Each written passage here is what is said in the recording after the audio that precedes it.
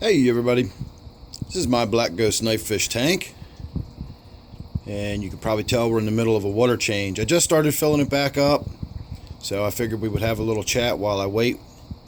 I haven't done a lot in the way of video today, but I have gotten a fair amount accomplished down here today. This will make my third major tank maintenance for the day. Did a big water change, as you can see, about 50%. Actually, I did a lot more than 50% when you think about how much the rocks and the woodwork and the substrate and the plants and even the fish themselves offset and displace the amount of water that's in the lower portion of the tank compared to the upper portion. So I probably just did a 60 to 75% water change somewhere in there. I have taken a water sample. I'm going to do a before and after on the nitrates just out of curiosity. I have been checking the nitrates on some of my tanks here recently. Some of them have not been as bad as I thought, and some of them have been worse than I thought. My 125 in particular, which we'll have a look at in a minute, the nitrates were really getting up there. They were probably about 80. I don't think they were over 100 yet. I did a pretty big water change, and I got it down to where it's still red, but it's orangish red. So I knocked it down to about 40 parts per million.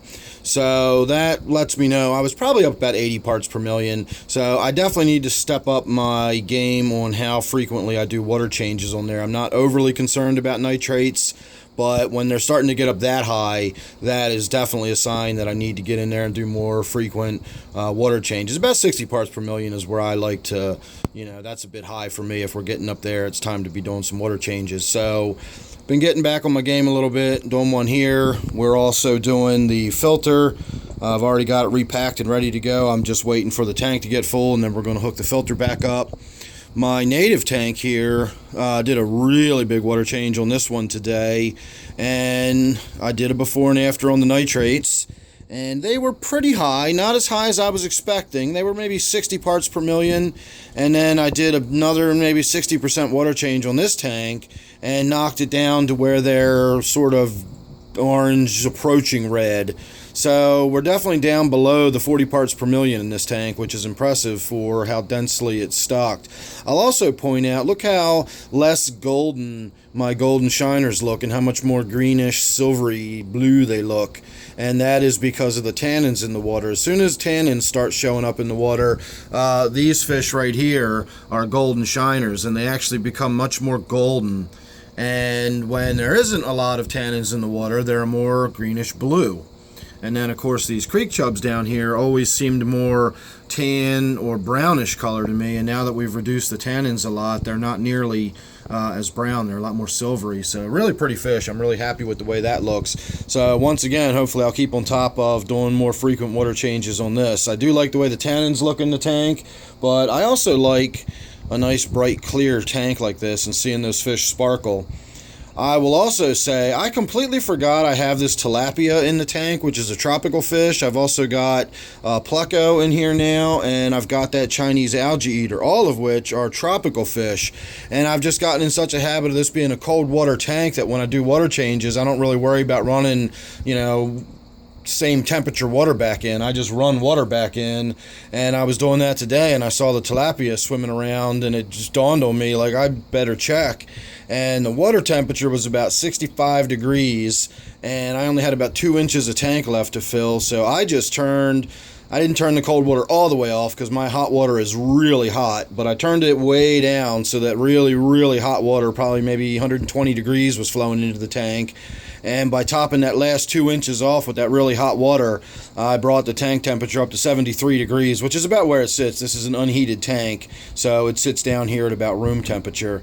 So I got the filter repacked on this one today too. The filter was filthy and nasty, as you might imagine, on such a heavily stocked tank like this. But we did it. We got it done. Big water change, big filter change, and I did not even bother to get in there and wipe down the glass, and you can see how good it still looks.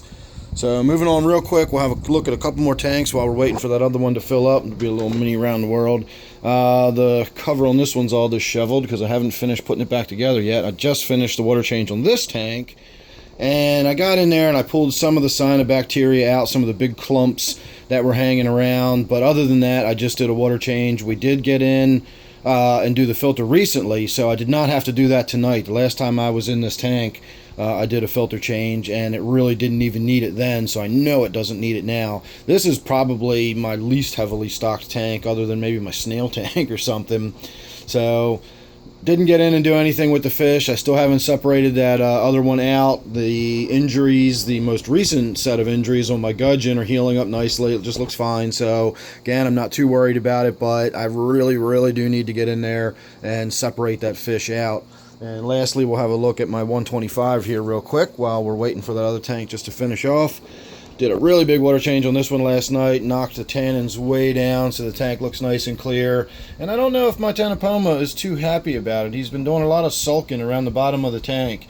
So I always say that it's a concern about, dropping the nitrates too quickly. I know you might see really high nitrates and think, oh boy, I better do a huge water change and really slam those nitrates down to 10 parts per million. That can be more detrimental than just leaving them alone sometimes. So I tried to knock them down enough to make a huge impact, but not actually shock the fish. And nobody else seems to be bothered by it. All the colors are nice and bright. And, he came out and he ate when I came down to feed everybody a little while ago. So I don't know if he's just sulking. I did put some more plants in the tank that are now floating, so maybe that's bothered him. But this was another tank that I got in, and I got the filter changed out and did a huge water change, got the glass wiped down and everything. The filter was absolutely foul in this tank, so I don't know how long it's been since the last time I actually did anything with the filter. And I was going to go over and stick my hand in the tank just to see how warm the water is. I like to check on that occasionally. You never know if, someone flushed the toilet or something. Now you got hot water running into the tank.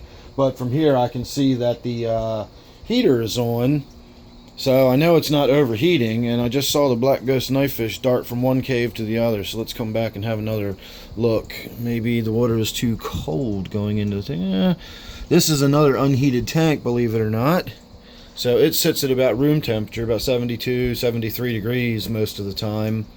And I'm having a lot of trouble getting this scum off the surface. I need to get in here and actually skim it by hand, but for some reason we can't really see it. The surface skimmer in this tank just has not worked in forever, and I don't know what the issue is. I've taken the plastic piece off and taken it apart. It's completely wide open. There's absolutely no reason water should not be flowing through there, but I can leave the filter running when the water level goes below that line, and it doesn't even suck air through it. I don't get any bubbles coming through the line. It's just like it's plugged up and doesn't work.